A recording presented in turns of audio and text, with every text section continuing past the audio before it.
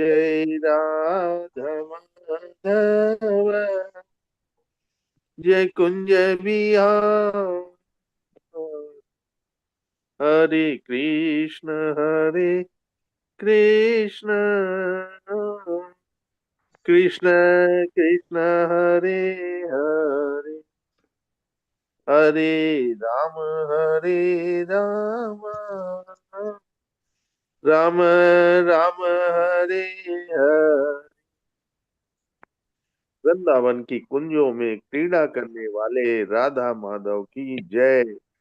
कृष्ण गोपियों के प्रियतम हैं और गोवर्धन गिरी को धारण करने वाले हैं।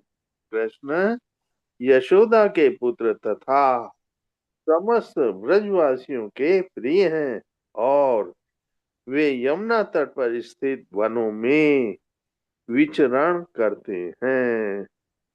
हरे कृष्णा। दंडवत प्रणाम माता जी, प्रभु जी सभी को। हरे कृष्णा हरे कृष्णा हरे हरे कृष्ण प्रभु जी, हरि बोल प्रभु जी, दंडवत प्रणाम। बहुत सुंदर भजन से आज शुरुआत हुई है आपके।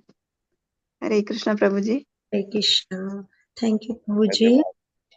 जी माता जी, प्रभु जी कोई और लेना चाहेंगे कीर्तन? छोटा सा अगर कोई वैष्णव भजन करना चाहे तो, कोई और डिवोटी करना चाहेंगे? हरे कृष्ण प्रभु जी। माता जी, आप लोगों में से कोई करना चाहेंगे? जी दीपक कुमार प्रभु जी। हरे हरे कृष्ण कृष्णा माता जी। दीपक कुमार प्रभु जी। जी हरे हरे कृष्ण कृष्ण प्रभु प्रभु जी। जी।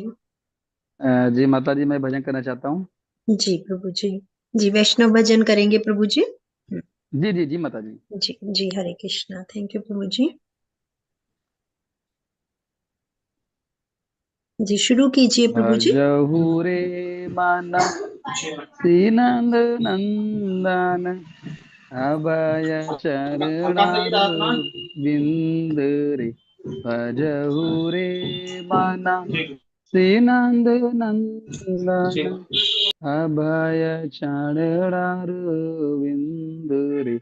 दुर्लभ मानव जन्म सतसंग, रोह ए भवो सिंधु रे। भजहु रे माना श्रीनंद नंदन, अभय चरणार बिंदु रे।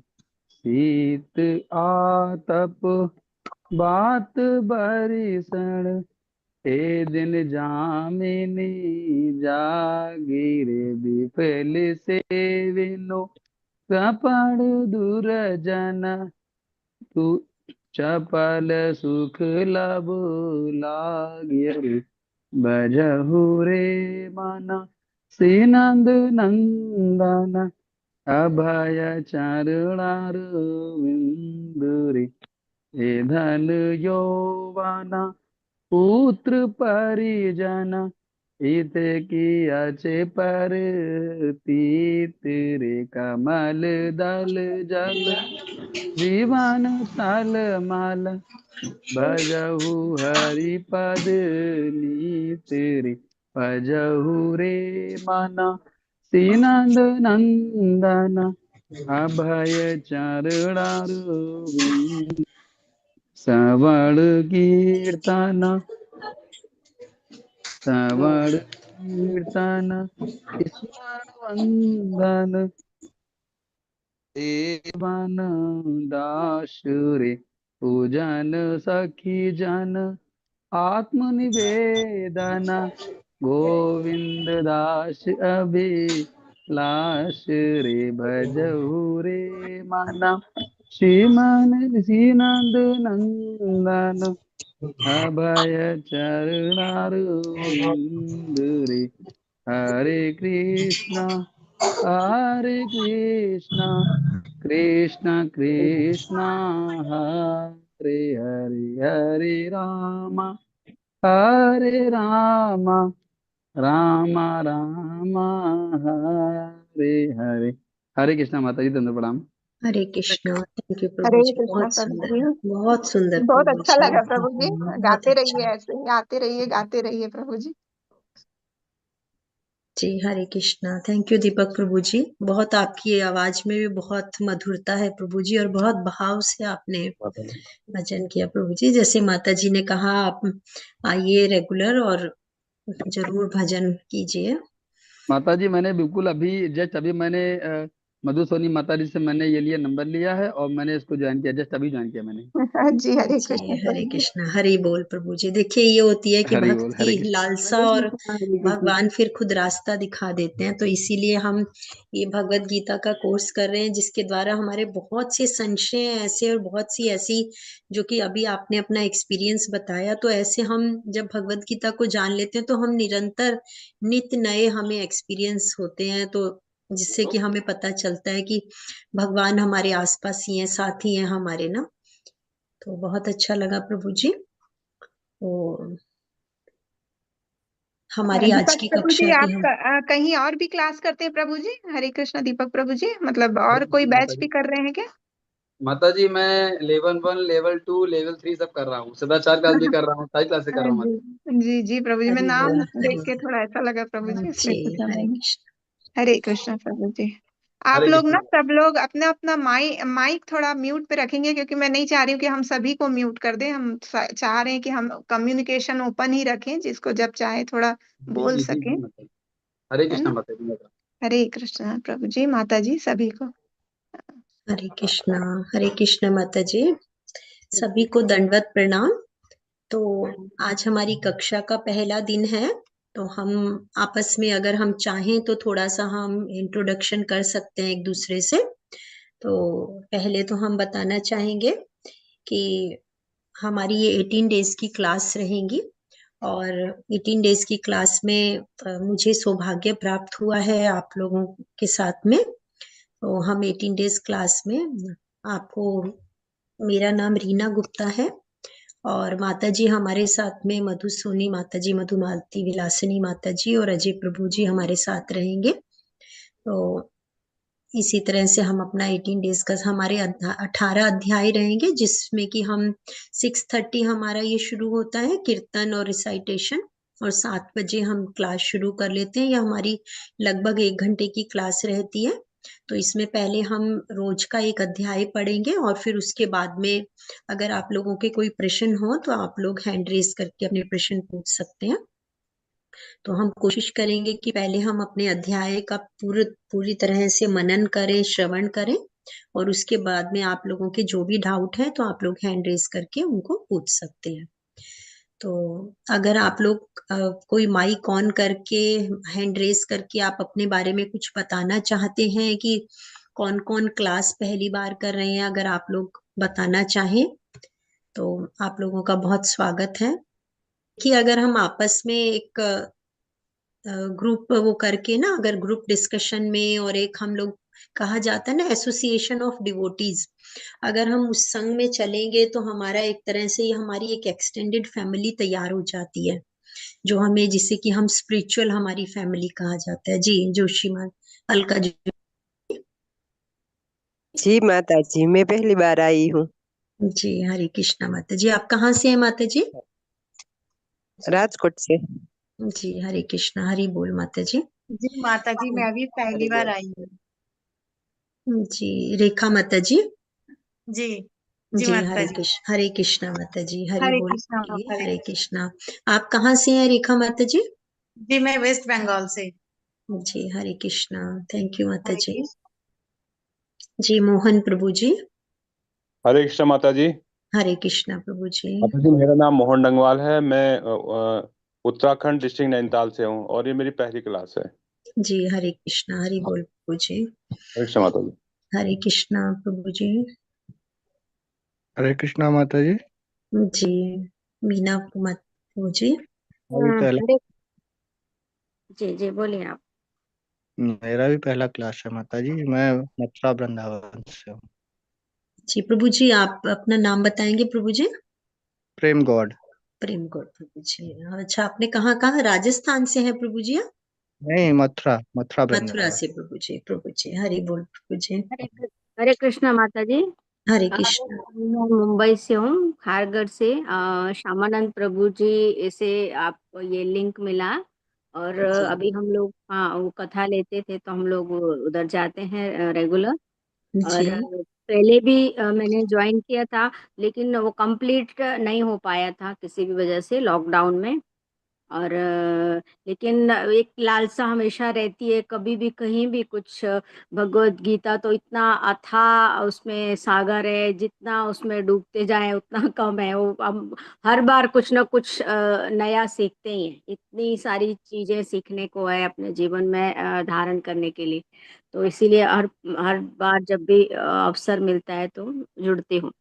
जी हरे इसका कृष्णा, बहुत बहुत थैंक यू माता जी, हरि बोल आपके लिए। देखिए, कहा जाता है बिल्कुल जैसा अभी आपने कहा माता जी कि गीता हमें किस तरह से पढ़नी है कि गीता का हमें व्यसन लग जाए। हमारे जैसे हमारी सांसें आती हैं जाती हैं, उसी तरह से गीता हमारी सांसें, जैसे हमारी सांसें ऑटोमेटिकली चलती है ना, तो उसी तरह से गीता का हमें ऐसा व्यसन लग जाना चाहिए कि मतलब हमें उस हमारे जीवन में रच बस जाए वो। तो अगर वो ऐसी स्थिति आ जाती है तो जितने भी हमारे पूर्व जन्म के कर्म होते हैं, कोई भी हमारे गलती से अनजाने में हमसे कोई भी पाप कर्म होते हैं, तो वो सभी क्या है नष्ट हो जाते हैं। तो इसीलिए इस भगवत गीता को जैसे अभी आपने बताया कि जैसे भी मौका मिले, जहां भी मतलब हमें श्रवण का मनन का वो मिले सौभाग्य, तो हमें जरूर उसको प्राप्त करना चाहिए। आप आपका भी बहुत बहुत धन्यवाद हरे ये सब कृष्णा, थैंक यू हमें माता जोड़ने जी। के लिए। ठीक है। जी हरे कृष्णा। जी मीना माता जी, माता जी जी हरे मीना माता कृष्ण। जी। शिखा, शिखा माता जी हरे जी कृष्ण। शिखा माता जी। हरे कृष्णा माता जी। हरे कृष्णा माता जी। माता जी मैं शिमला से हूँ, हिमाचल प्रदेश शिमला। और मेरी ये हरि पहली बोल, क्लास है, फर्स्ट टाइम ज्वाइन किया है। हरि बोल, और हरि बोल माता जी, हरि बोल। हरे कृष्णा। हरे कृष्णा, थैंक यू माता जी। तो हम लोग देखिए सभी भक्तों के संग में प्रयास करेंगे कि हम सब आपस में मिलके इस आध्यात्मिक ज्ञान को पूर्ण तरीके से हम जाने समझे और अपने जीवन में उतारने का प्रयास करें। देखिए भगवत गीता क्या है, हमें सिर्फ ऐसा नहीं है कि ये समझकर भगवत गीता को कि ये हम एक अध्ययन कर रहे हैं, एक हमारा ये उपनिषद है या हमारा एक पुराण है या हमारा एक शास्त्र है, उसको हमें क्या है जैसे अभी हमने बात की कि हमें जीवन में उतारना है इसे। तो इसको हम एक छोटी सी एक कहानी से समझ सकते हैं। देखिए कहा जाता है कि एक कथा है छोटी सी कि एक बहेलिया था, वो जंगल में ना पक्षियों को जैसे बहेलिया सभी जानते हैं कि पक्षियों को शिकार करने के लिए आते हैं। तो वहां एक मुनि रहा करते थे, उनको बहुत उन पक्षियों पर दया आती थी। तो उन्होंने उनको समझाया और उनको ट्रेंड किया आपस में कि आप ये कहो कि बहेलिया आता है, दाना डालता है, जाल बिछाता है और दाना चुगना नहीं है। तो सब पक्षियों ने उसको रट लिया। कहा जाता है ना कि तोता होता है वो तो रटता है सिर्फ, तो रट लिया। परंतु जब समय आया, बहेलिया आया, तो उन्होंने क्या है सिर्फ उसको गाने की तरह गाया, परंतु दाना चुग के और उस जाल में फंस गए। तो इसीलिए हमें ये समझना है कि मतलब भगवत गीता को सिर्फ हमें ये नहीं है कि हमें सिर्फ उसको पढ़ लेना है, परंतु उसको हमें अपने जीवन में किस तरह उतारना है, ये हमें ज्ञान हमें अपने गुरुओं की शरण में जाकर ही प्राप्त होता है। जो कि आज हम भगवत गीता का ज्ञान श्रील प्रभुपाद जी की कृपा से हम इस्कॉन मैंगलुरु की तरफ से नाम निष्ठा दास प्रभु जी के द्वारा चलाई गई क्लासेस से हम सीख रहे हैं, जान रहे हैं। तो आज हम अपनी कक्षा की शुरुआत करते हैं। सभी को बहुत बहुत स्वागत सभी का। हरे कृष्णा माता जी, मेरा इंट्रोडक्शन नहीं हुआ। जी हरे कृष्णा जी माता माता जी जी। हरे जी जी कृष्णा। बताइए माता जी। मैं हेमा श्रीवास्तव, जबलपुर एमपी से। मुझे राखी अग्रवाल माता जी के द्वारा लिंक मिला है। ये मेरी जी हरि पहली बोल, क्लास। हरि बोल, हरि बोल। थैंक यू माता जी, आपका बहुत बहुत स्वागत है माता जी। हरे कृष्णा, धन्यवाद, प्रणाम माता जी। दंडवत प्रणाम माता जी। रेखा पारेख माता जी है, माता जी हरे कृष्ण। जी हरे हरे कृष्णा कृष्णा, जी। हरे कृष्णा माता जी। हरे कृष्णा माता जी। हरे कृष्णा माता जी। शैली हरे सहगल। कृष्ण जी जी माता जी। जी शैली सहगल है मेरा नाम, और मेरी भी फर्स्ट क्लास है। जी हरे अच्छा कृष्णा। जी माता जी, हरे आप कहाँ कृष्ण। से हैं शैली माता जी? जी मैं रायपुर से हूँ, छत्तीसगढ़ से। जी माता जी हरे कृष्णा। और रेखा माता जी आप कहाँ से हैं? हरे कृष्णा। जी मैं वैसे तो राजस्थान की हूँ, पर वेस्ट बंगाल से हूँ अभी। हरे कृष्णा जी माता जी हरे हरि बोल। कृष्ण, हरे हरे कृष्णा बोल, माता जी, हरे हरे कृष्णा। बोल। जी आप में से और कोई बोलना चाहेंगे, बताना चाहेंगे? हरे हरे कृष्णा माता कृष्णा जी। माता जी। अच्छा जी सुधीर प्रभु जी, पहले अरुणा माता जी को ले लेते हाँ हैं, फिर आप माता जी। बताएंगे जी जी। हरे कृष्णा माता जी। हरे मैं कृष्ण बैंगलोर और तमिलनाडु के बॉर्डर होसूर से हूँ। ये मेरा शायद तीसरा या चौथा है जो मैं जी, सुन रही हूँ। बहुत पहले मैंने बहुत अंग्रेजी में हरि सुना बोल। था और लेवल 2 भी किया था, बट वापस से इसी में उतरने का मन किया तो मैं आ गई जी, हिंदी में सुनने के लिए। हरि बोल। हरि हरे बोल। बोल माता जी, हरे कृष्णा माता जी। जी सुधीर प्रभु जी बोलिए।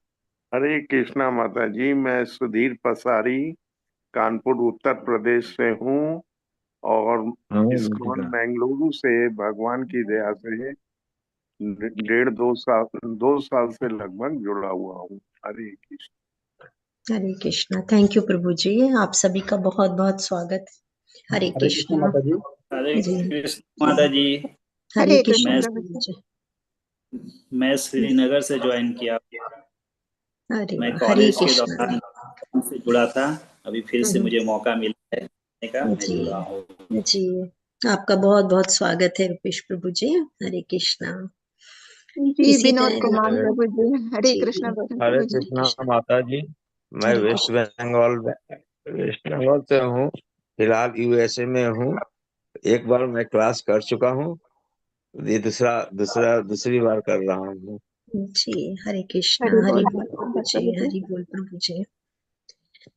हरे कृष्णा। आप में से और कोई करना चाहें, फिर नहीं माता जी क्लास शुरू करें। जी परविंदर प्रभु जी, हरे माता कृष्णा जी। माता जी। हरे मेरा कृष्णा। नाम परविंदर है, मैं गुड़गांव से हूँ माता। और हरे माता, मैं कृष्णा। भगवान की वाणी को समझना चाहता हूँ और इसको फिर मैं दूसरों को भी समझाना चाहता जी हूँ। बहुत सुंदर भाव प्रभु जी। हरे कृष्णा। देखिए भगवान कहते हैं, भगवान 18वें अध्याय में हम पढ़ेंगे, अंत में भगवान ने क्या कहा कि वह भक्त मुझे प्रिय है जो कि इस परम रहस्य को दूसरों के साथ में बताता है, शेयर करता है, और इस रहस्य को जो भगवत गीता के ज्ञान का है उसका प्रचार प्रसार करता है। तो देखिए अभी हमारी गीता जयंती आ रही है, हम सब कोशिश करें, प्रण लें। सबसे पहला प्रण तो हमारा होगा कि हम जो ये 18 डेज क्लास कर रहे हैं, हम पूरे प्रण से हम इस क्लास को रेगुलर करेंगे, ध्यान से मनन करेंगे। क्योंकि देखिए हम सभी जानते हैं कि अगर जीवन में हम, भगवान हमारे कल के चैप्टर में बताएंगे भी, व्यवसायत्मिका बुद्धि, तो भगवान कहते हैं कि अगर हम दृढ़ निश्चय से अगर हम कोई भी कार्य करते हैं तो हम सफल कब होते हैं, जब हम दृढ़ निश्चयी होते हैं। तो अगर हम इस ज्ञान को जानना चाहते हैं, अपने आध्यात्मिक मार्ग में बढ़ना चाहते हैं, तो आज हम सब मिलकर ये प्रण लें कि हम अपनी क्लासेस को 100% करने की कोशिश करेंगे। देखिए हमारी क्लासेस रेगुलर रहती हैं 18 दिन। अगर किसी बहुत आवश्यक कार्य से अगर कोई क्लास मिस हो जाती है तो यूट्यूब पर उसका वो लिंक आता है, जैसे कि आप लोग सभी देख पा रहे हैं कि यह क्लास यूट्यूब पर लाइव जा रही है। तो पर हम कोशिश ये करें कि अगर हम लाइव क्लास करेंगे तो हमारे जो भी प्रश्न है हम आपस में एक दूसरे से सुन सकते हैं, शेयर कर सकते हैं। तो इसीलिए हम पूर्ण रूप से कोशिश करेंगे कि हम रेगुलर क्लास करें। तो चलिए आज हम शुरू करते हैं अपनी क्लास। माता पहले जी एक और डिवोटी है, आज सुनीता माता जी है माता जी जी शायद। हरे कृष्ण माता जी। हरे हरे कृष्ण माता जी। जी हरे कृष्ण माता जी। मैं सुनीता बिजलवान हरिद्वार से, और भगवत गीता के ज्ञान को प्राप्त करने के लिए उत्सुक हूँ, पर मुझे इतना नॉलेज नहीं है कि जो मैं उन चीजों को अपने मुख से बयां कर सकूं, और मुझे एक अच्छा और सही रास्ता बताने वाला कोई सहयोगी या गुरु प्राप्त हो जाए तो मैं शायद आगे बढ़ सकूं। जी माता जी, हरि बोल माता जी, आपके बहुत सुंदर भाव है। देखिए हम 10वें पढ़ेंगे माता जी, भगवान कहते हैं ददामी बुद्धि योगम में। तो अगर हमारे भाव हैं भगवान कृष्ण को जानने के, उनकी सेवा करने के, तो भगवान हमें स्वयं ही रास्ता। देखिए आप, जैसे आप लोगों ने अपने एक्सपीरियंस शेयर किए कि किसी ना किसी के थ्रू आप लोगों को लिंक के बारे में पता चला और आप लोगों ने क्लास, तो आपके भाव रहे, भगवान ने आपको रास्ता दिखाया, और जो कि हम इस्कॉन बेंगलुरु से जुड़कर नाम निष्ठा दास प्रभु जी की कृपा से हम ये 18 डेज क्लासेस के कर रहे हैं। तो ये कोविड से क्लासेस चलाई गई थी। देखिए आज लाखों भक्तों को इसका फायदा मिला है। तो हम लोग भी कोशिश करें कि हम निरंतर अभ्यास से और रेगुलर, जैसे हमने कहा कि हम दृढ़ निश्चयी होकर और रेगुलर हम क्लास करें, जिससे कि हम इस ज्ञान को ज्यादा से ज्यादा जानने का प्रयास कर सकें। तो चलिए अब हम शुरू करें माता जी। कोई और हाँ कुछ जी, कहना चाहे? दीपक प्रभु जी हैं और सुमन माता जी का हैंड रेज है, तो आज हम ये लास्ट 2 डिवोटीज लेते हैं। अगर आप में से कोई बच गए तो आप कल कंटिन्यू कर लेंगे। कल कर लेंगे जी। तो जी दीपक प्रभु जी, आप जल्दी से हरे आपको कृष्ण माता जी, प्रणाम। जी हरे कृष्ण। माता जी मैंने छोटा सा भजन गाया था अपने टूटे फूटे शब्दों में, लेकिन मैंने अपना रेफरेंस नहीं दिया था माता जी। जी बोलिए माता जी मेरा नाम है दीपक मान मिश्रा। माता जी मैं लखनऊ उत्तर प्रदेश से हूँ। जी हरे कृष्णा माता जी। जी हरे कृष्णा। और माता जी, हाँ माता जी, हमारा मैं एक मतलब ये वो छोटी सी अपनी प्राइवेट जॉब करता हूँ। कोशिश करता हूँ उसमें से टाइम चुरा चुरा के मैं क्लास अटेंड करता हूँ, पूरे दिन की सारी क्लासें करता हूँ माता जी। जी बहुत हरी बोल आपके लिए। जी थैंक यू प्रभु जी। सुमन माता जी, सुमन भट्ट माता जी, हरे कृष्ण। हरे कृष्ण माता जी। हरे कृष्ण माता जी। माता जी मैं सुमन हूँ, मैं जम्मू से हूँ और पिछले 2 साल से मैं यहाँ पे इस्कॉन जम्मू से जुड़ी हूँ इस्कॉन के साथ। जी हरे कृष्णा माता जी। हरे आपका बहुत बहुत स्वागत है माता जी। आई होप कि हम सभी भक्त आपस में मिलकर भगवान कृष्ण के तत्व को जानने का प्रयास करें और भगवान हमारे ऊपर कृपा करें कि हम एक अपनी छोटी सी वाणी से हम भगवान के का निरंतर अभ्यास करेंगे, उनको जानने का प्रयास करेंगे, तो भगवान हमें अपने मार्ग की तरफ जरूर बढ़ाते हैं। तो चलिए हम लोग शुरू करते हैं। हरे कृष्णा। ओम अज्ञानतिमिरान्धस्य ज्ञानाञ्जनशलाकया चक्षुरुन्मीलितं येन तस्मै श्रीगुरवे नमः। श्रीचैतन्यमनोभीष्टं स्थापितं येन भूतले स्वयं रूपं कदा मह्यं ददाति स्वपदान्तिकं। हे कृष्ण करुणा सिन्धु दीनबन्धु जगत्पते गोपेश गोपिका कान्ता राधा कान्त नमस्तुते। तप्त कांचन गौरांगी राधे वृंदावनेश्वरी वृषभानुसुते देवी प्रणमामि हरिप्रिये। नमो विष्णुपादाय कृष्णपृष्ठाय भूतले श्रीमति भक्ति वेदांत स्वामिनी इति नामिनी। नमस्ते सरस्वती देवी गौरवाणी प्रचारिणी निर्विशेष शून्यवादी पाश्चात्य देश तारिणी।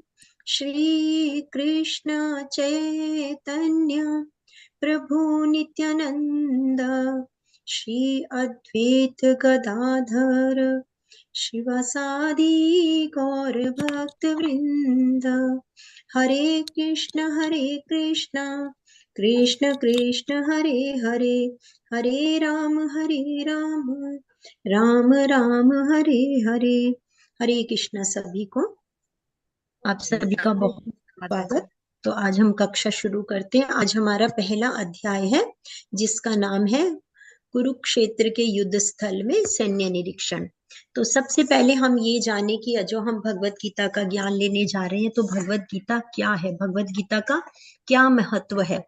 तो भगवत गीता क्या है? क्लासिकल कन्वर्सेशन और बिटवीन किसमें? अर्जुना एंड कृष्णा। तो देखिए, जहां युधिष्ठिर महाराज, जिस कुरुक्षेत्र के युद्ध में युधिष्ठिर महाराज अपनी 7 अक्षौहिणी सेना लेकर और दुर्योधन अपनी 11 अक्षौहिणियां सेना लेकर खड़े हैं, तो ये युद्ध क्षेत्र कहाँ, ये युद्ध कहाँ हो रहा है? कुरुक्षेत्र में, जिसे कि धर्म क्षेत्र कहा जाता है। और ये किस लिए हो रहा है युद्ध? क्योंकि धार्मिक और अधार्मिक जो भी शक्तियां हैं तथा यथार्थ दैवी और जो आसुरी शक्तियां हैं, उनके मध्य में जो ये युद्ध हो रहा है। और अधार्मिक अर्थात आसुरी शक्ति क्या है? दुर्योधन। क्योंकि हम सभी जानते हैं कि दुर्योधन ने पांडवों पर अनेकों अनेक अत्याचार किए, द्रौपदी का अपमान किया, पर और जब सारे शांति के मार्ग बंद हो गए, तब पांडव अपने हक की लड़ाई के लिए भगवान कृष्ण को, उन्होंने सभी जानते हैं कि भगवान कृष्ण को उन्होंने शांति दूत बनाकर भेजा था, परंतु जब वो मार्ग भी बंद हो गया तो पांडव यहाँ अपने हक की लड़ाई के लिए, हम यहाँ पर कुरुक्षेत्र के युद्ध में खड़े हैं। तो ये जो युद्ध हुआ है, ये तकरीबन जो ये भगवत गीता कही गई, ये तकरीबन 5200 ईयर्स पहले कही गई। तो 5000 साल पहले अगर ये युद्ध हुआ तो हम देखते हैं कि आज भी ये युद्ध क्या है, परंतु वो हमारा स्वयं मनुष्य में आसुरी और दैविक शक्तियां दोनों विराजमान है। तो हम लोग हैं, हम जानते हैं, हमारा सबका ही एक्सपीरियंस होगा कि हमारे मन में अलग अलग प्रकार की इच्छाएं जागृत होती हैं। एक आवाज कहती है कि ये कार्य कर, दूसरी कहती है कि नहीं ये बुरा कार्य है, ऐसे मत कर, और इसका रिजल्ट बुरा होगा। तो इसका अर्थ क्या है कि हमारे अंदर आसुरी और दैविक दोनों प्रवृत्तियां हमारे अंदर है। परंतु जो भगवत गीता का ज्ञान है वो हमें किस तरह का जीवन जीना है, धर्म का पालन करना है, सही रास्ता चुनना है, उसके बारे में हमें मदद करती है। देखिए हम इसे कैसे एक छोटे से एग्जाम्पल से जान सकते हैं कि जैसे गूगल मैप होता है, अगर हम उसको उस पर डाल देते हैं, अगर हम अपनी डेस्टिनेशन डाल देते हैं, तो चाहे वो हमारे को कहीं रास्ते में कहीं भी हर्डल आ रहे हैं, छोटे रास्तों से निकालेगा, बड़ों से निकालेगा, रास्ते में बताएगा कि ये वाला रास्ता बहुत ज्यादा जाम है, आप दूसरा रास्ता ले लो, इसी प्रकार से। परंतु अगर हम गूगल मैप पे डाल देते हैं, फिर भी क्या है, जो हम रास्ता डालते हैं वही हमें दिखाता है। और जबकि भगवत गीता क्या है, हमें रास्ता तो दिखाती है, साथ में हमें सही रास्ता चुनने का भी मार्ग बताती है। तो इसीलिए हमारे शास्त्रों में कहा गया है ना, तमसो मा ज्योतिर्गम्यम, कि हमें क्या है, अंधकार से ज्योति की तरफ आगे जाना है। तो इसीलिए ये सब हमें जानते हुए हम भगवत गीता के ज्ञान को पूर्ण रूप से किस प्रकार ग्रहण करें, आज के अध्याय से हम जानेंगे। तो भगवत गीता को हमें जानना है, तो हमने आज का हमारा अध्याय है कुरुक्षेत्र के युद्ध स्थल में सैन्य निरीक्षण। तो हम ये भगवत गीता का ज्ञान किस प्रकार से जान पा रहे हैं, हम सभी जानते होंगे कि ये है स्वामी प्रभुपाद जी। भक्ति वेदांत जो हम इस्कॉन फाउंडेशन के द्वारा हम ये कोर्स कर रहे हैं, तो भक्ति वेदांत स्वामी प्रभुपाद आचार्य की है इस्कॉन, अर्थात अंतरराष्ट्रीय कृष्ण भावनामृत संगठन के। इस्कॉन क्या है, भगवान श्रील प्रभुपाद जी की शिक्षाओं पर ही आधारित है। और श्रील प्रभुपाद हम सभी जानते हैं कि श्रील प्रभुपाद जी जो इस्कॉन, जैसे अभी हमने बात की कि इस्कॉन के फाउंडर मेंबर हैं, तो श्रील प्रभुपाद जी बहुत छोटी उम्र से, देखिए हम यहाँ स्लाइड से देख पा रहे हैं कि वो सिर्फ 5 वर्ष की आयु के थे, तभी उससे क्या है, वो कृष्ण भक्ति में निरंतर लगे थे। तो श्रील प्रभुपाद जी की जो माता है उनका नाम रजनी देवी और पिता गौर मोहन देव उनका नाम था, और उनका पूरा परिवार ही कृष्ण भक्त था। तो श्रील प्रभुपाद जी के गुरु भक्ति वेदांत ठाकुर ने उन्हें विदेश जाकर कृष्ण भावनामृत का प्रचार प्रसार करने का आदेश दिया, क्योंकि श्रील प्रभुपाद जी बहुत अच्छी अंग्रेजी इंग्लिश जानते थे। तो वो उन्होंने अपने गुरु की आज्ञा को मानते हुए उन्होंने 1965 में कार्गो में बैठकर वो यूएस गए। और देखिए जब श्रील प्रभुपाद जी विदेश गए तब उनकी आयु क्या थी, 70 इयर्स। तो हम लोग सब क्या सोचते हैं, इस उम्र में हम सोचते हैं कि ये तो हमारी रिटायरमेंट एज आ गई, हम बुढ़ापे की तरफ चले गए हैं, हमें अपने शरीर का, परंतु उन्होंने कृष्ण भावनामृत के लिए, उन्होंने प्रचार प्रसार के लिए अपना जो जीवन है वो उन्होंने निरंतर भगवान की सेवा के लिए ही लगाया। तो श्रील प्रभुपाद जी ने 1966 में इस्कॉन की स्थापना की, और वहां उन्होंने श्रील प्रभुपाद जी, आप लोग यहाँ देख ही पा रहे हैं कि हम स्लाइड में देख पा रहे हैं श्रील प्रभुपाद जी किस तरह से कीर्तन में और उसमें है। और वहां पर श्रील प्रभुपाद जी ने बहुत सी पुस्तकें भी लिखी, जिसमें से कि बैक टू गॉडहेड एक ये मैगजीन है जो कि अभी निरंतर अभी भी चल रही है। और ये जो हम कोर्स कर रहे हैं इस्कॉन राधा गोविंद बेंगलोर की तरफ से, जैसे अभी हमने बताया था, नाम निष्ठा दास प्रभु जी की कृपा से इस्कॉन राधा गोविंद बेंगलोर के अर्च विग्रह हमारे, इनको नमन करते हुए हम आगे बढ़े।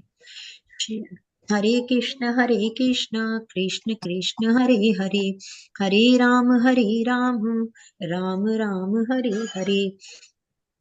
तो बेंगलोर में ये मंदिर स्थित है, श्री श्री राधा गोविंद मंदिर। उनके अध्यक्ष नाम निष्ठा दास प्रभु जी जो कि बीटेक IIT कानपुर से हैं। तो उन्होंने अपना पूरा जीवन कृष्ण भावनामृत के लिए ही, प्रचार प्रसार के लिए ही समर्पित किया। तो हम भगवत गीता आज हम यहाँ पढ़ने जा रहे हैं। तो भगवत गीता क्या है इसको हम जाने। भगवत गीता एक महाकाव्य ग्रंथ है।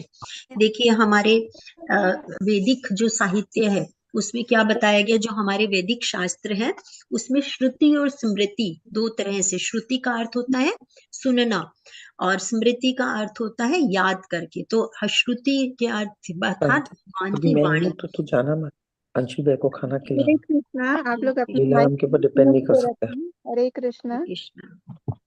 तू फोन कर देना पवन को, तेरा भी खाना मंगाना है। हरे कृष्णा। एडमिन ठीक है माता जी। हरे कृष्णा। मैं सभी को म्यूट पे कर रही हूँ, जब भी किसी को बोलना हो तो हैंड रेज कर लें प्लीज। हरे कृष्णा।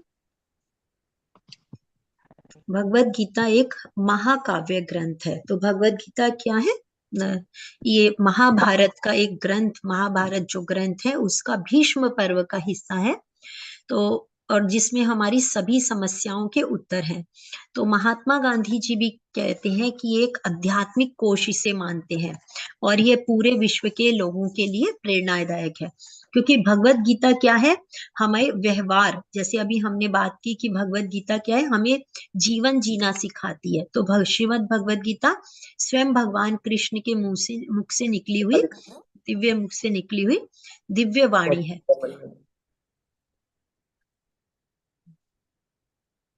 तो इससे अन्य ग्रंथ कोई भी श्रेष्ठ नहीं है। क्योंकि श्रीमद् भागवतम में श्री कृष्ण उद्धव जी से भी कहते हैं कि उनको प्राप्त करने के लिए अनेक मार्ग हैं। मानव जीवन को सफल करने के लिए हम कोई भी मार्ग ले सकते हैं। और वो भगवत गीता में भगवान ने पहले भी कहा है कि भगवान के ज्ञान के अलावा मानव जीवन को सफल करने का कोई भी उपाय नहीं है। तो महात्मा गांधी क्या कहते हैं कि जो लोग गीता का अध्ययन करते हैं वे हर दिन ताजा आनंद और अर्थ प्राप्त करते हैं। और आइंस्टाइन ने क्या कहा कि जब मैं भगवत गीता को पढ़ता हूँ और महसूस करता हूँ तो भगवान ने इस ब्रह्मांड को कैसे बनाया है ये जानकर उन्हें बहुत हैरानी हुई कि जो इतना शानदार है यह ज्ञान भगवान ने किस प्रकार से बनाया है। गीता एक विशाल ग्रंथ, जैसे अभी हमने आपको बताया कि भगवत गीता क्या है, महाभारत जो ग्रंथ है उसी का एक हिस्सा भीष्म पर्व से लिया गया है। तो गीता को व्यवस्थित करने में, इसका अध्ययन करने में तकरीबन 1 वर्ष लगता है। जैसे अभी हम जो 18 दिन की क्लासेस कर रहे हैं, तो देखिए जैसे हम किसी भी, जब हम स्कूल में एंटर करते हैं तो सबसे पहले क्या है, हम नर्सरी में एडमिशन लेते हैं। वो किस लिए, क्योंकि नर्सरी में एडमिशन के द्वारा ही हम ABC का ज्ञान सीख पाते हैं और फिर आगे बढ़कर हम फर्स्ट सेकंड प्रेप और हमारी जो भी एजुकेशन है बैचलर मास्टर इस तरह से हम पहुंचते हैं। तो इसी प्रकार से जो भगवत गीता का ज्ञान है, ये जो हम 18 डेज की क्लासेस कर रहे हैं, it's like we are in the nursery classes. तो ये हमें एक भगवत गीता के ज्ञान की जो हमारी शुरुआत है। तो ये जो है हम कृष्ण और अर्जुन के बीच, जैसे अभी हमने कहा कि भगवत गीता क्या है, classical conversation between Krishna and Arjun. तो जब हम इन चीजों को पढ़ते हैं समझते हैं तो जो हमारा गीता का अध्ययन है उसके लिए हम तैयार हो सकते हैं। ये भगवत गीता का उद्देश्य क्या है कि अर्जुन की माया को कृष्ण की व्यवस्था को समझना। देखिए भगवान कृष्ण कहीं भी इस ज्ञान को दे सकते थे, ऐसा तो नहीं था कि ये ज्ञान भगवान जो ये ज्ञान दे रहे हैं, भगवान ने ये रचना रची। क्योंकि और ये रचना किस लिए रची, हम जैसे बद्ध जीवों के लिए। जैसे अभी हमने कहा कि हम भी क्या है, जीवन में, हमारे जीवन में अनेक सवाल आते हैं कि मेरे साथ ही ऐसा क्यों बुरा होता है, मैं कौन हूँ, किस लिए इस धरती पर आया हूँ। तो अनेकों अनेक हमारे जीवन में प्रश्न आते हैं। तो अर्जुन के माध्यम से जो हमारे जीवन के जो भी क्वेश्चन आंसर है, क्योंकि भगवत गीता को क्या कहा जाता है, लाइफ मैनुअल। जैसे देखिए अगर हम कोई भी चीज, अगर हम कोई इलेक्ट्रॉनिक चीज खरीदते हैं, कोई भी खरीदते हैं, तो उसके साथ में उसका मैनुअल आता है कि उसको किस तरह से इस्तेमाल किया जाए। तो इसी तरह से इस जीवन को हमें कैसे जीना है ये हमें भगवत गीता सिखाती है। तो भगवत गीता क्या है, हमारी लाइफ मैनुअल है और हमें अर्जुन के माध्यम से भगवान की वाणी को हमें प्राप्त करने का सौभाग्य हमें प्राप्त हुआ है। तो अर्जुन अगर भ्रमित नहीं होते, हम सोच सकते हैं ना कि अर्जुन तो आगे के अध्याय में हम पढ़ेंगे, अर्जुन भगवान के परम सखा हैं, परम भक्त हैं, तो फिर उनको कैसे इस प्रकार से भ्रमित हुए। परंतु ये क्या है, ये भी भगवान की ही माया है। अगर अर्जुन भ्रमित नहीं होते तो कृष्ण को भगवत गीता बोलने की आवश्यकता ही नहीं थी। तो भगवान हमारे लिए, हम जैसे बद्ध जीवों को उद्धार करने के लिए ये भगवान के द्वारा रचना रची गई। इसको जानने के लिए आज हम भगवत गीता का जो रहस्य है उसकी आज हम शुरुआत करते हैं। तो भगवत गीता के महात्म्य में कहा गया है, गीता शास्त्रमिदं पुण्यम य पठेत प्रियते पुमान् विष्णुपाद अवाप्नोति भय शोकादि वर्जितः। कुछ क्या दिया करके गए पंडित जी, संजय को पूछो। हरे कृष्णा हरे कृष्णा। भगवत गीता एक दिव्य साहित्य है। जो इसे ध्यान से पढ़ता है और इसके उपदेशों का पालन करता है वो भगवान विष्णु का आश्रय प्राप्त करता है। गीताध्ययनशीलस्य प्राणायाम परस्य च नैव सन्ति पापानि पूर्वजन्म कृतानि च। यदि कोई भगवत गीता को निष्ठा तथा गंभीरता के साथ पढ़ता है तो भगवान की कृपा से उसके सारे पूर्व कर्मों का प्रभाव उस पर नहीं पड़ता। देखिए अभी हमने शुरुआत में यही बात की थी ना कि हमें भगवत गीता को क्या है, एक व्यसन की तरह रखना है, कि जिस तरह व्यसनी हो जाता है इंसान तो उसके बगैर उसका जीवन नहीं कट पाता, वो उसको इस प्रकार का भी। तो इसी प्रकार से भगवत गीता के ज्ञान को निरंतर अध्ययन मनन करना हमारा ध्येय बन जाना चाहिए। मलिने मोचनं पुंसा जलस्नाने दिने दिने सुकृत गीतामृत स्नानम संसार मलनाशनम। कि मनुष्य अगर जल में स्नान करके अपने आप को साफ स्वच्छ कर सकता है, और यदि कोई भगवत गीता रूपी जो गंगा जल है उसमें एक बार भी स्नान कर ले तो ये जो भौतिक जीवन है इसकी जो मलिनता उससे हमेशा हमेशा के लिए मुक्त हो जाता है। गीता सुगीता कर्तव्या किमन्यौ शास्त्र विस्त्रैः या स्वयं पद्मनाभस्य मुख पद्माद्विनिसृता। भगवत गीता भगवान के मुख से निकली हुई वाणी है। तो इसीलिए देखिए अभी जैसे हमने बात की थी कि हमारे क्या है, अनेकों अनेक शास्त्र हैं, उपनिषद हैं, श्रुति और स्मृति के द्वारा अलग अलग हमने देव वैदिक साहित्यों में ज्ञान होता है। परंतु जब हम भगवत गीता को पढ़ लेते हैं तो उसके बाद किसी भी साहित्य को पढ़ने की आवश्यकता नहीं रह जाती। तो भगवत गीता भागवतम के ज्ञान के द्वारा ही अगर हम उनको श्रवण और मनन करें उसका, तो सिर्फ भगवत गीता ही पर्याप्त है, क्योंकि इसी में सभी ग्रंथों का सार है। और किस लिए? क्योंकि ये भगवान के द्वारा गाया गया दिव्य मधुर संगीत है। भारतामृत सर्वस्य विष्णुवक्रदादि निसृतं गीता गंगोदकं पीत्वा पुनर्जन्म न विद्यते। जो गंगा जल को पी लेता है तो उसको मुक्ति प्राप्त होती है। तो इसी तरह से अगर जो भगवत गीता का अमृत पान कर ले तो फिर उसका कहना ही क्या है। क्योंकि देखिए हम क्या कहते हैं कि जब जिसकी मृत्यु हो जाती है तो उसको अंत समय में भी गंगा जल मुंह में डाला जाता है कि उसको मुक्ति प्राप्त हो।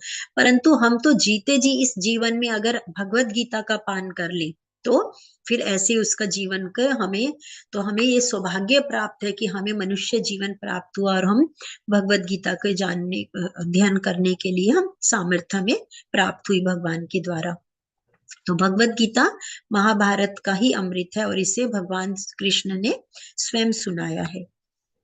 सर्वोपनिषदो गावो दुग्धा गोपाल नंदनः पार्थो वत्स सुधी भोक्ता दुग्ध गीतामृतम महत्।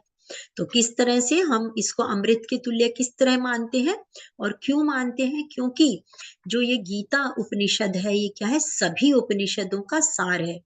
और ये क्या है, भगवत गीता की तुलना किससे कंपैरिजन किया गया है? गाय के तुल्य है। और ग्वाल बाल के रूप में भगवान कृष्ण इस गाय को स्वयं दो रहे हैं। और अर्जुन की तुलना बछड़े से की गई है। और सारे जो विद्वान हैं और अर्जुन और शुद्ध भक्त हैं वो इस अमृत समान जो दूध है उसका पान करने वाले हैं। एक शास्त्रं देवकी पुत्र गीतम् एको देवे देवकी पुत्र एव एको मन्त्रस्तस्य नाम्नि यानि कर्माप्यखेतस्य देवस्य सेवा। आज के युग में एक शास्त्र, एक ईश्वर, एक धर्म तथा एक वृत्ति के लिए लोग अत्यंत उत्सुक हैं। अतएव सारे विश्व के लिए केवल एक शास्त्र अर्थात भगवत गीता हो और सारे विश्व के लिए एक ही ईश्वर अर्थात देव की पुत्र श्री कृष्ण हो।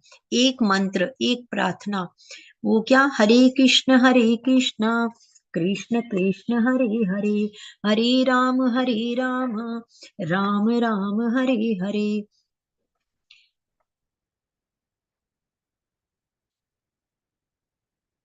तो देखिए भगवत गीता क्या है, जैसे अभी हमने यहाँ पे क्या पढ़ा कि एक ही शास्त्र हो, एक ही भगवान हो। तो भगवान ने बगैर किसी भेदभाव के, भगवान ने ऐसा नहीं कहा कि किसी भी खास धर्म के लोग मुझे मेरा ज्ञान जान सकते हैं, या भगवान ने किसी भी प्रकार से कोई भी धर्म का उसका भेद ना करते हुए भगवत गीता को क्या है, पूरे जितने भी भगवान ने भगवत गीता में देश, जाति या कोई भेदभाव है, वर्ण, आश्रम, किसी भी प्रकार से भेदभाव ना करते हुए भगवान ने पूरे विश्व को एक सूत्र में पिरोया है। क्योंकि गीता के जो शब्द हैं ना किसी खास संप्रदाय या धर्म विशेष को लेकर बनाए गए हैं, ये तो किस लिए है, सनातन धर्म अर्थात मानव धर्म की बात करते हैं।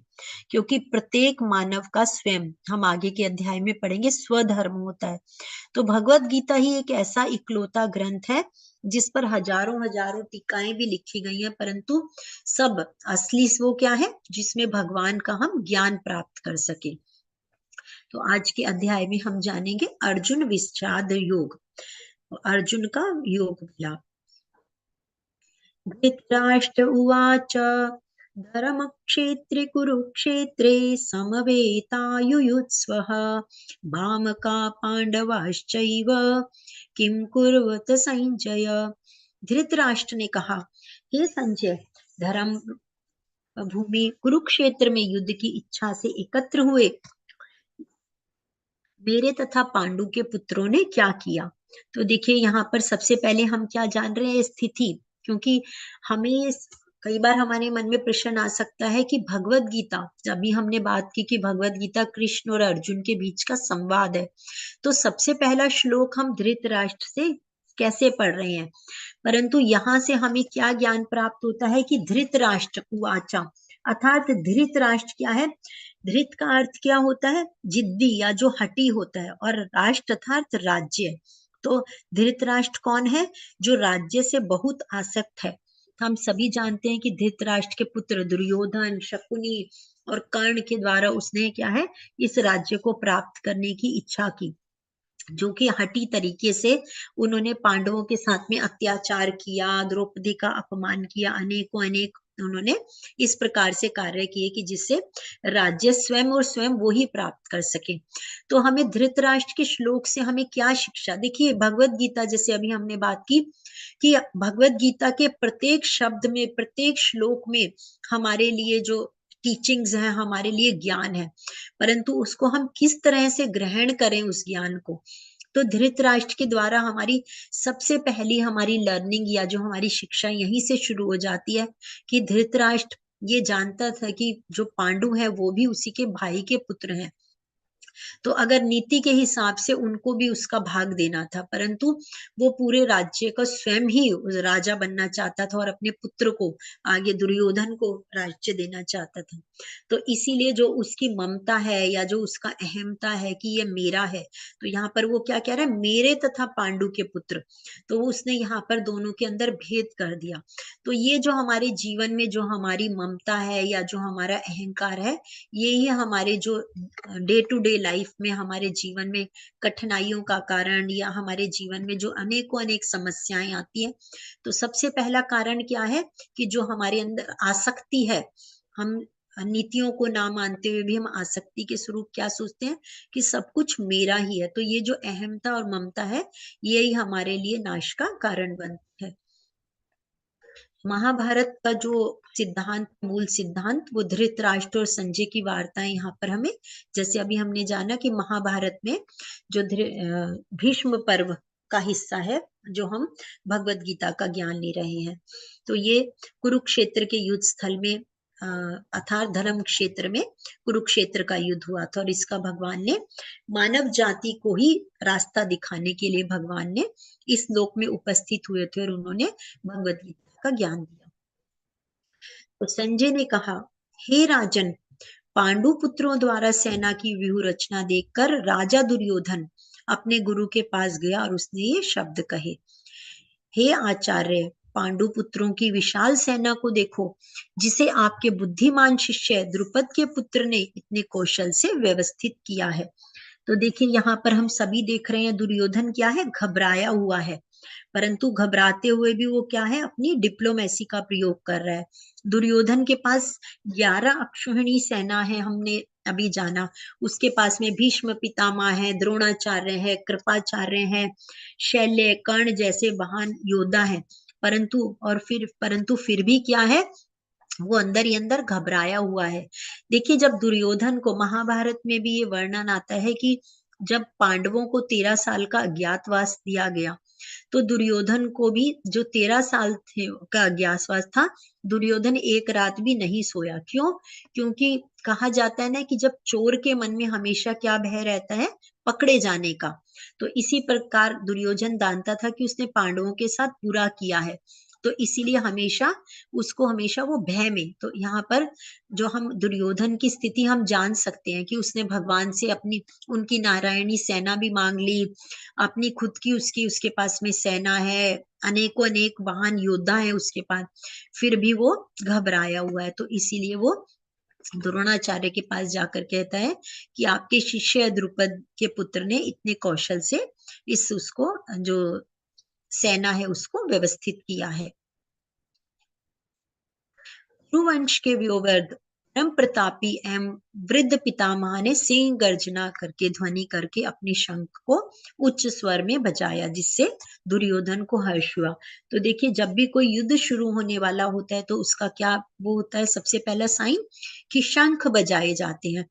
तो कौरवों की तरफ से पहले शंख ध्वनि की गई, जिससे कि दुर्योधन को हर्ष हुआ। अभी जैसे हमने बात की कि वो घबराया हुआ है कि पता नहीं मेरी जीत होगी या मैं हारूंगा, परंतु उसको कहीं ना कहीं उसको मन में सुकून मिला है और वो हर्षित हुआ है। श्वेतहयैरुक्तैर्महती से नंदने स्थितौ माधवा पांडवश्चैव दिव्यो शंखौ प्रदत्मतु। और दूसरी ओर क्या है, श्वेत घोड़ों पर खींचे जाने वाले विशाल रथ पर आसीन भगवान कृष्ण तथा अर्जुन, उन्होंने भी अपने अपने दिव्य शंख बजाए, जैसे 5 जन्य शंख बजाए भगवान ने। तो इस प्रकार से उन्होंने अपने शंख बजाए। अवस्थितान् दृष्ट्वा धार्तराष्ट्रान् कपिध्वजा प्रवृत्ते शस्त्र संपाते धनुरुद्धम्य पांडवा ऋषिकेशं तदा वाक्यम् इद्माहं महीपते। और हनुमान जी से अंकित ध्वजा पर रथ पर आसीन पांडुपुत्र अर्जुन अपना धनुष उठाकर तीर चलाने के लिए उद्यत हुए, अर्थात वो तैयार हो गए हैं। तो अब ये सब क्या कौन बता रहे हैं, संजय बता रहे हैं धृतराष्ट्र को ये बातें कि हे राजन, अर्जुन अपना धनुष उठाकर तीर चलाने के लिए तैयार हो गए हैं।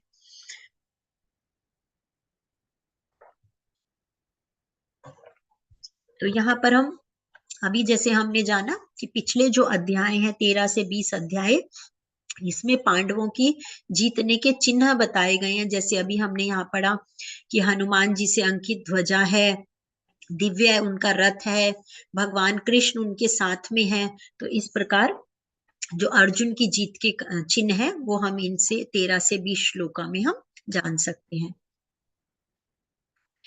अर्जुन ने कहा, हे अच्युत, कृपा करके मेरा रथ दोनों सेनाओं के बीच में ले चले, जिससे मैं यहाँ युद्ध की अभिलाषा रखने वालों को और शस्त्रों की इस महान परीक्षा में जिनसे मुझे संघर्ष करना है, मैं उन्हें देख सकूं। तो देखिए यहाँ पर क्या है, भगवत गीता का टर्निंग पॉइंट है ये, क्योंकि अभी तक हम क्या देख पा रहे हैं कि सारे युद्ध के लिए सब तैयार हैं और अनेकों अनेक दोनों जो सेनाएं हैं वहां से शंख बजे, परंतु अब यहाँ पर अर्जुन क्या कह रहे हैं, सेनयोरुभयोर मध्ये रथम स्थाप्यमेच्युत। वो भगवान से क्या कह रहे हैं कि मेरा रथ दोनों सेनाओं के बीच में ले चले, कि जिससे मैं, जिनसे मुझे युद्ध करना है, जो युद्ध की अभिलाषा के लिए यहाँ पर आए हैं, उनसे मैं देख सकूं कि मुझे किससे युद्ध करना है। तो हमें यहाँ पर एक शिक्षा मिलती है कि देखिए भगवान, यहाँ पर भगवान क्या है, हम सभी जानते हैं कि भगवान, आगे के अध्यायों में भी पढ़ेंगे कि भगवान सर्व कारण कारणा है, कि इस सृष्टि की जितनी भी रचना हुई है, हम एक परमाणु से लेके एक बड़ी सी बड़ी जो भी ब्रह्मांड है, उसके सबके कारण क्या है, भगवान स्वयं है। परंतु यहाँ पर भगवान की एंट्री कैसे बताई गई है कि भगवान भक्त वत्सला है, भगवान यहाँ पर अर्जुन के सारथी के रूप में है। तो भगवान, इसीलिए तो भगवान को भक्त वत्सला कहा जाता है, क्योंकि भगवान अपने भक्तों की इच्छा पूर्ति करने के लिए और उनकी प्रसन्नता के लिए भगवान प्रत्येक रूप को अपनाते हैं। तो यहाँ अर्जुन कह रहे हैं कि आप मुझे दोनों सेनाओं के बीच में ले चलिए, जिससे कि मैं उस चीज का, हमारे चैप्टर का नाम क्या है, कुरुक्षेत्र में सैन्य निरीक्षण। तो वो निरीक्षण करना चाहते हैं, अर्थात कि वो दोनों सेनाओं को देखना चाहते हैं कि मुझे युद्ध करना है।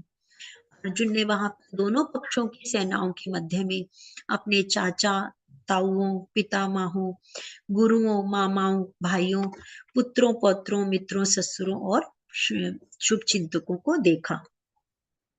तो यहाँ पर अर्जुन ने जो दूसरे पक्ष की सेनाएं हैं और अपनी सेना है, उन्होंने क्या देखा कि उन्हीं के जो स्वजन है, उनके साथ में उन्हें युद्ध करना है। अर्जुन उवाच दृष्टं स्वजनं कृष्ण युयुत्सं समुपस्थितं सीदन्तिमं गात्राणि मुखं च परिशुष्यति। अर्जुन ने कहा, हे कृष्ण, इस प्रकार युद्ध की इच्छा रखने वाले मित्रों तथा संबंधियों को अपने समक्ष देखकर मेरे शरीर के अंग कांप रहे हैं और अब मेरा मुख सूखा जा रहा है। तो देखिए अर्जुन यहाँ पर क्या कह रहे हैं, जैसे हम सभी जानते हैं कि आज अभी हमने बात की थी कि इस भौतिक जगत में हमें भी क्या है, अनेकों अनेक प्रकार के, ऐसा कोई भी व्यक्ति नहीं है कि किसी के जीवन में कष्ट नहीं आए हो, किसी भी प्रकार के, किसी को शारीरिक, किसी को मानसिक, किसी को आर्थिक, हर एक को कष्ट झेलने, क्योंकि ये जो जीवन है, ये जो जगत है, भौतिक जगत, इसको क्या कहा जाता है, दुखालयम अशाश्वतम। क्या ये क्या है, दुखों का घर है। तो इसीलिए यहाँ पर हमें अनेकों अनेक, सभी लोगों को हर एक प्रकार के, अनेकों अनेक प्रकार के दुख या तकलीफें झेलनी पड़ती हैं। और तो ये जो यह स्थिति दिखाई गई है अर्जुन की, वो क्या स्थिति है, जिस प्रकार से किसी व्यक्ति को डिप्रेशन हो जाता है, तो उस जो निर्णय ना लेने की स्थिति हो जाती है, क्योंकि अर्जुन क्या कह रहे हैं यहाँ पर कि मेरे शरीर के अंग कांप रहे हैं। तो यहाँ हम इन श्लोकों से, हम जो आगे वाले 2-3 श्लोक हैं 30 तक, हम ये जानते हैं कि अर्जुन क्या कहते हैं, मैं युद्ध नहीं लड़ूंगा, क्योंकि वो भौतिक दृष्टि के कारण भ्रमित हो गए हैं। और ऐसी स्थिति क्या है, हमारी भी होती है। हमारी क्या स्थिति होती है कि देखिए, अगर हम कोई भी ऐसा कार्य, हमने चाहे कितनी एजुकेशन ली या कितने, पर हमारे साथ भी हो जाता है कि कभी कभी हम उस स्थिति में आ जाते हैं कि हमारे लिए डिसीजन लेना या निर्णय लेना बहुत मुश्किल हो जाता है। वो क्यों, क्योंकि उसमें हमारा भौतिक दृष्टिकोण होता है। परंतु जब हमें शिक्षा आध्यात्मिक, और हमारे अंदर आध्यात्मिक ज्ञान की कमी होती है, परंतु अगर हमें आध्यात्मिक ज्ञान हमें प्राप्त है, तो हम अपने जीवन का निर्णय किस प्रकार से लेने हैं, उसके लिए हम सामर्थ्य हमें प्राप्त हो जाती है। तो अर्जुन इसीलिए भगवान से कह रहे हैं, हे कृष्ण, इस युद्ध में मुझे अपने स्वजनों का वध करने में ना तो कोई अच्छाई दिखाई देती है, और ना ही मैं उसमें किसी प्रकार की विजय या राज्य सुख की इच्छा करता हूँ। तो देखिए अभी हम क्या बात कर रहे थे कि अभी तो युद्ध की सारी स्थिति तैयार हो चुकी है, शंख नाद हो चुका है, दोनों सेनाएं आमने सामने हो चुकी हैं, परंतु यहाँ पे क्या है, अर्जुन ने जब अपने स्वजनों को देखा तो यहाँ पर उनका टर्निंग पॉइंट आ गया, और वो आगे अब अपने इन श्लोका में वो 4 प्रमुख कारण बताएंगे कि वो युद्ध नहीं करना चाहते हैं। हे गोविंद, हमें राज्य सुख तथा जीवन से क्या लाभ, क्योंकि जिन सारे लोगों के लिए हम उन्हें चाहते हैं वे इस युद्ध भूमि में खड़े हैं। हे मधुसूदन, जब गुरुजन, पितृगण, पुत्रगण, पितामह, मामा, ससुर, पौत्रगण, साले तथा अन्य सारे संबंधी अपना धन तथा प्राण देने के लिए तत्पर हैं और मेरे समक्ष खड़े हैं, तो फिर मैं इन सबको क्यों मारना चाहूंगा, भले ही वो मुझे क्यों ना मार डाले। तो हे जीवों के पालक, मैं इन सब से लड़ने को तैयार नहीं हूँ, चाहे बदले में मुझे तीनों लोकों का राज्य ही क्यों ना मिल जाए। तो भला और धृतराष्ट्र के पुत्रों को मारकर हमें कौन सी प्रसन्नता प्राप्त होगी। तो देखिए, अभी जैसे हम बात कर रहे हैं कि जैसे अर्जुन के जीवन में ऐसी स्थिति परिस्थिति है, वैसी हमारे भी जीवन में आती है। तो परिस्थितियां कभी नहीं बदलती। हम कहते हैं ना कि हमने ऐसा समय आया, हमारी परिस्थितियां बदल गई, पर परिस्थितियां नहीं बदलती हैं। और क्या है, अगर हम आध्यात्मिक ज्ञान में होते हैं तो परिस्थितियों में हमें किस प्रकार से रिएक्ट करना है, वो हम क्या है, स्पिरिचुअल नॉलेज अर्थात भगवत गीता के ज्ञान के द्वारा ही हम जान सकते हैं। तो यहाँ अर्जुन ये भगवान से प्रश्न कर रहे हैं कि अगर इस राज्य सुख को अगर मैं अपने ही स्वजनों का वध कर देता हूं तो उससे मुझे क्या फायदा होगा। तो अर्जुन ने इस चैप्टर में 4 प्रमुख कारण बताए। सबसे पहला क्या उन्होंने कहा कि कंपैशन है उनको, अर्थात उन्हें दया आ रही है कि मैं किस प्रकार से मेरे ही ये जो सैनिक हैं या जो मेरे ही स्वजन हैं, मैं इनका किस प्रकार से वध कर सकता हूँ। फिर उन्होंने क्या कहा कि मुझे उससे क्या सुख है। उन्होंने कहा ना कि राज्य सुख और जीवन लाभ से इससे क्या लाभ है, क्योंकि क्या सुख और मुझे क्या आनंद प्राप्त होगा अगर मैं अपने ही स्वजनों का वध करता हूँ। फिर उन्होंने कहा कि मुझे पाप लगेगा और अपने स्वजनों का अगर मैं वध कर देता हूँ तो मुझे पाप मिलेगा।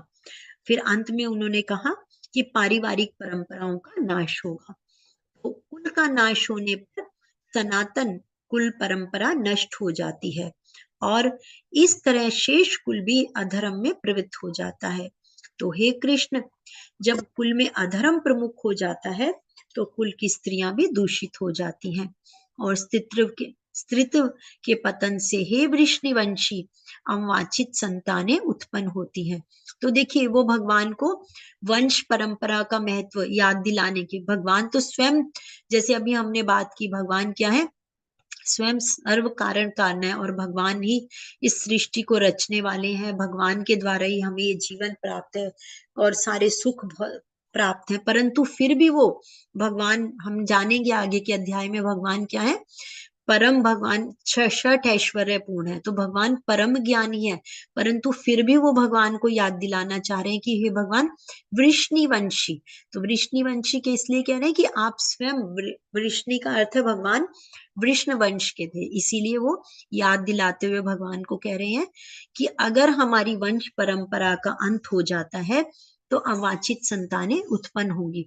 क्योंकि देखिए, पारिवारिक परंपराएं, जैसे अगर युद्ध होगा, वो जानते हैं कि युद्ध में क्या है, दोनों सेनाओं के सभी, दोनों तरफ से सारे जो भी क्षत्रिय हैं सभी इस सेना में या इस युद्ध में इन्वॉल्व हैं, वो उस वहां पर पहुंचे हुए हैं। और अगर ऐसे में जो पुरुष वर्ग है, वो ये जो युद्ध में सभी का नाश हो जाएगा, वो जानते हैं। तो अगर ऐसे में जो वो बचेगा तो कुल की स्त्रियां अगर अधर्म, क्योंकि जो अधार्मिक लोग हैं उनको मौका मिलेगा, उनको अवसर प्राप्त होगा, तो कुल की स्त्रियां दूषित हो जाएंगी और अवांछित संतानें उत्पन्न होंगी। संकरो नरकायैव कुलज्ञानाकुलस्य च पतन्ति पितरो ह्येषा लुप्तपिण्डोदक क्रियाः।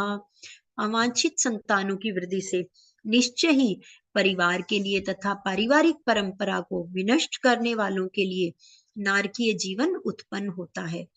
तो ऐसे पतित कुलों के जो पितृ हैं वो भी गिर जाते हैं और उन्हें जल तथा पिंड देने की क्रियाएं समाप्त हो जाती हैं।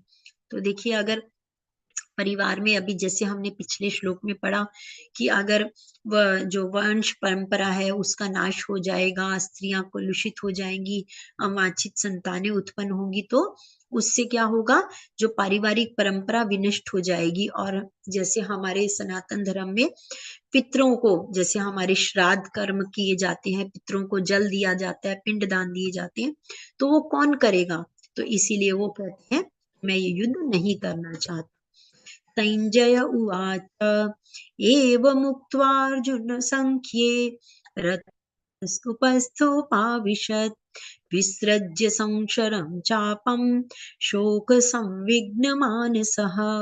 संजय ने कहा, युद्ध भूमि में इस प्रकार कहकर अर्जुन ने अपना धनुष तथा बाण एक और रख दिया और शोक संतप्त चित्त से रथ के आसन पर बैठ गया।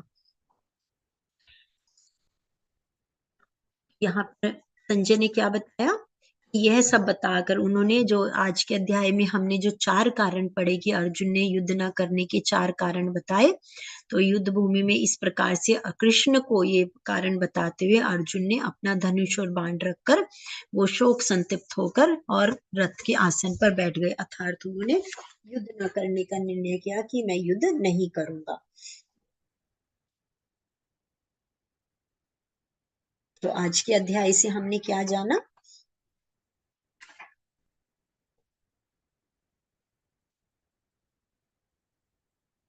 विषाद, हमने अर्जुन विषाद योग, अर्थात विषाद का अर्थ क्या है, अवसाद की स्थिति जब आ जाती है तो, और अर्जुन विषाद योग, तो जब विषाद की स्थिति है अर्थात कि जब हम जीवन में निर्णय नहीं ले पाते तो हमें क्या है, योग, भगवान से जुड़ना।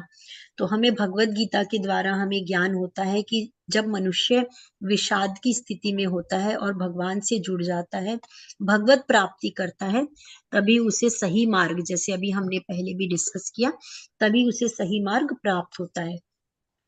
और फिर हमने क्या जाना कि कलह का मुख्य कारण क्या होता है, कलह का मुख्य कारण हमने जाना जैसे कि धृतराष्ट्र हुआ, जो हमने सबसे पहला वो पढ़ा था। धृतराष्ट्र, घर में जब भी समाज में हमारा, घर में परिवार में हमारा द्वैत भाव हो जाता है हमारे अंदर, जैसे उन्होंने क्या कहा था, धृतराष्ट्र ने क्या कहा था, माम का पांडवाश्चैव, कि मेरे तथा पांडव के पुत्र। तो जब द्वैत भाव है कि ये मेरा है या दूसरे का है, ये तो ये जो भाव द्वैत भाव है वो तो उससे प्रेम स्नेह समाप्त हो जाता है, और यही हमारे परिवार में, हमारे समाज में बनता है। और इसी कलह क्या है, अधर्म और अन्याय की वृद्धि होती है, और जब ऐसा अधर्म और अन्याय हो जाते हैं तो किसी भी प्रकार की सुख शांति प्राप्त नहीं होती। और फिर हमने जाना कि अर्जुन अपने जो कुटुंब, अपने मोह है, स्वजनों के मोह में अपने कर्तव्य रूप, अपने युद्ध रूपी कर्तव्य से पीछे हटना चाहता है, जिससे कि हम क्या समझ सकते हैं कि जब कोई मोहग्रस्त व्यक्ति होता है तो उसे जो अपने कर्तव्य कर्म है उसका किस प्रकार से पालन करना चाहिए, वो इस स्थिति में भी नहीं रहता, कि वो ये नहीं समझ पाता कि मुझे क्या करना चाहिए और क्या नहीं करना चाहिए। परंतु जब हम भगवत गीता को अपने प्रमाणिक गुरु की शरण में जाकर हम भगवत गीता के ज्ञान को जानते हैं, समझते हैं, स्वीकार करते हैं, तभी हम इस मोह से दूर हो सकते हैं।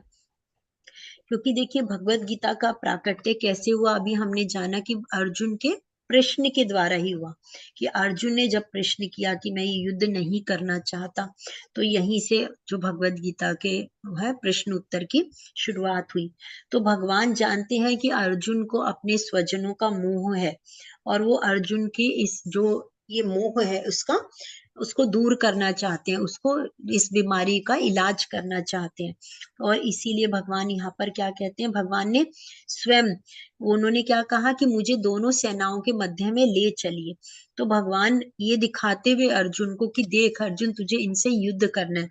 भगवान ने अर्जुन के माध्यम से जो हमें ये भगवत गीता का ज्ञान दिया था, भगवत गीता का प्राकट्य हुआ, वो भगवान की करुणा से ही, हम आगे के अध्यायों में भी पढ़ेंगे, भगवान की अहेतु की कृपा जब हमें प्राप्त होती है तो ही हम आगे आध्यात्मिक मार्ग पर आगे बढ़ पाते हैं।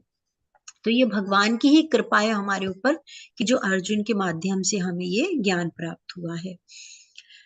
तो अर्जुन यहाँ पर गहरे अवसाद में, हम सभी जानते हैं कि जैसे अभी हमने बताया कि अर्जुन ने मोहग्रस्त हैं और वो युद्ध नहीं करना चाहते, वो अनेकों अनेक तर्क वितर्क करते हैं, और यहाँ पर वो क्या कहते हैं कि मैं कुल परंपरा का नाश होगा, तो इसीलिए वो युद्ध को नहीं करना चाहते। परंतु आगे हम कल जानेंगे, कल के अध्याय में भगवान उनके कर्तव्य कर्म के बारे में उनको बताते हैं कि किस प्रकार से जो क्षत्रिय हैं तो क्षत्रिय का कर्म क्या है। तो भगवत गीता जो हमने आज भगवत गीता का पहला चैप्टर पढ़ा, तो हमारे भगवत गीता में 3 प्रकार से उसको, जैसे वेद व्यास जी ने महाभारत लिखी और हम जैसे भीष्म पर्व उसी का एक हिस्सा है, तो हम जैसे जो बद्ध जीव हैं, भगवत गीता क्या है वो, ये क्या है, भगवत गीता रेगुलर एक उपनिषद के तौर पे लिखी गई, परंतु उसको फिर 3 भागों में बांटा गया। जैसे कि 1 से लेके 6 चैप्टर हैं, वो उनको कर्म योग कहा जाता है, और फिर 7 से लेके 12 अध्याय हैं वो भक्ति योग कहे जाते हैं, और 13 से लेकर 18 अध्याय तक ज्ञान योग। क्योंकि देखिए जब हम ज्ञान के द्वारा भी भगवान को, ज्ञान के द्वारा भक्ति करें या भक्ति के द्वारा हम ज्ञान लें, तो एक ही बात है, क्या है, जो सर्वोच्च रास्ता है वो क्या है, भक्ति के द्वारा ही भगवान को प्राप्त करना। तो आगे के अध्याय में भगवान, जो हम कल के अध्याय में पढ़ेंगे, कर सांख्य योग, कर्म योग, भक्ति योग, गीता का सार, जिसमें कि भगवान सभी जो उसके प्रश्नों के उत्तर देंगे, और आगे उसको हम निरंतर समझने का अभ्यास हम करेंगे। तो आज का हमारा अध्याय यहाँ संपूर्ण होता है। ओम तत्सत। हरे कृष्ण कृष्ण कृष्ण हरे हरे, हरे राम राम राम हरे हरे। हरे कृष्ण सभी को। हरे हरे कृष्ण कृष्ण माता माता हरे जी। कृष्ण माता जी, दंडवत प्रणाम, बहुत बहुत धन्यवाद माता जी। हरे कृष्ण माता जी। हरे कृष्ण। हरे कृष्ण। हरे कृष्ण हरे कृष्ण। हरे कृष्ण माता जी, कोटि कोटि प्रणाम। हरे कृष्ण। हरे कृष्ण। दंडवत आप में से प्रणाम। किन्हीं का कृष्ण कोई माता जी। क्वेश्चन है तो अभी माता जी से हरे आप पूछ कृष्ण। सकते हैं। हरे कृष्ण। कृष्णा हरे कृष्ण। हरे कृष्णा। हरे कृष्ण सभी को।